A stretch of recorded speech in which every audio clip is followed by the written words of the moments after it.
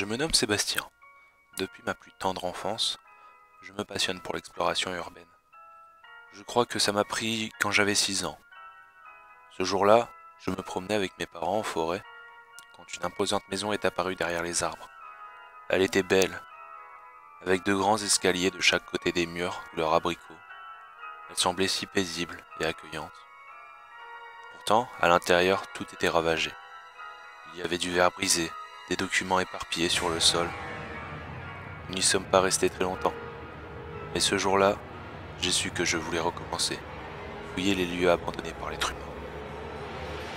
J'ai visité quelques endroits, certains m'ont marqué, mais un abattoir abandonné plus que les autres. J'y suis allé une nuit, seul.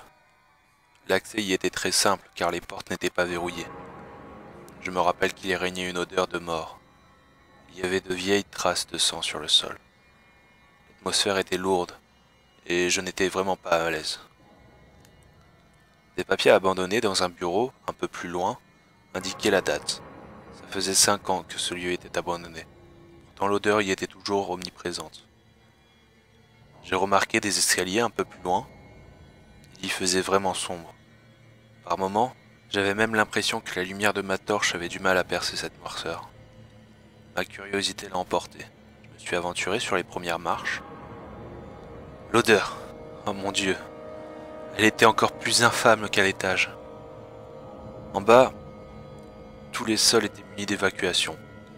Il y avait de gros tuyaux au plafond. Je suppose que c'était ici que les abats et autres morceaux arrivaient, d'où l'odeur plus intense. J'ai regardé les murs. Le placard était encore plein de fournitures d'hygiène, du savon, du papier. C'est alors que j'ai entendu la voix d'un homme qui semblait venir de derrière moi. J'en ai eu le sang glacé. Je suis resté sans bouger pendant quelques minutes, essayant de contenir ma respiration.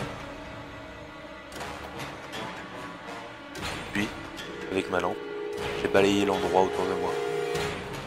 Je n'avais aucune envie de revenir en arrière. Je ne voulais pas croiser cet homme. Devant moi, il y avait un grand couloir. Je n'en voyais pas le bout. J'avançais avec précaution, en essayant de faire le moins de bruit possible. Le mur était décrépit. Il y avait quelques traces de moisissure à certains endroits. Au moment où j'atteignais le milieu du couloir, l'homme s'est à nouveau mis à parler. Mais cette fois, une jeune femme lui a répondu. Aussi, j'en étais sûr. Je n'étais pas seul. Ce n'était pas mon imagination. J'essayais de comprendre. Mais je n'entendais qu'un mot sur deux. Il semblait parler d'une troisième personne. L'homme s'est mis à hurler des choses incompréhensibles, puis le silence total est revenu. J'ai continué à longer le couloir en espérant trouver une autre sortie, mais il n'y avait qu'une vieille salle d'attente sur ma droite. 3 chaises étaient collées au mur. J'ai remarqué un tableau noir au fond de la salle. Alors que je m'avançais, mon pied heurtait quelque chose. C'était un verre avec une vieille bougie dedans. En éclairant mes pieds, je me suis aperçu que j'étais au milieu d'un cercle, avec d'étanches symboles autour. J'ai relevé la tête pour lire ce qui était écrit sur le tableau. Règle 1. Ne jamais revenir sur ses pas. Règle 2. Ne jamais se retourner. Règle 3. Ne jamais aider les autres, sinon tu perdras la partie. Un coup pour moi. 2 coups pour toi. 3 coups pour elle. Je me suis figé sur place, me demandant si ça m'était destiné. C'est alors que 3 coups ont résonné dans la pièce. Mon cœur s'est mis à battre à toute vitesse. Et si ce message était vraiment pour moi? Et si les personnes que j'avais entendues derrière moi étaient des sadiques sans cœur? Peut-être qu'ils avaient manigancé tout ça pour me faire subir je ne sais quoi.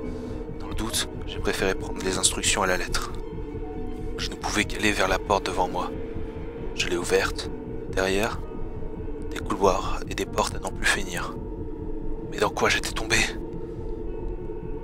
Les squatteurs avaient peut-être, avec le temps, creusé des galeries et aménagé les lieux pour y faire des fêtes ou je ne sais quoi. Une chose est sûre, cette partie n'était pas là à l'origine. Je marchais droit devant, en espérant ne croiser personne. Je n'osais pas revenir en arrière, ni même me retourner. Je regardais tout autour de moi pour voir s'il n'y avait aucun piège sur mon passage. Il faisait très chaud là-dessous. La voix de la jeune femme s'est fait entendre. Elle rigolait à gorge déployée. On aurait dit qu'une petite fille était en train de lui parler. Des espèces de chants enfantins résonnaient le long des couloirs. J'avais l'impression qu'ils venaient de partout autour de moi. Puis la jeune fille a hurlé. Un cri horrible. Il ne faisait qu'encourager mon esprit à se faire les pires scénarios possibles. Et le silence est revenu. J'ai trouvé un renfoncement dans le sol et je m'y suis caché. Je ne pouvais m'empêcher de réfléchir. Et si cet endroit était en fait le lieu d'une expérience bizarre, peut-être que les cris et les rires venaient de haut-parleurs. Cette histoire commençait à me rendre dingue. 2 coups se sont fait entendre. C'était logiquement mon tour. Sans savoir vraiment quoi faire, j'ai décidé d'attendre en éteignant ma lampe pour ne pas me faire remarquer.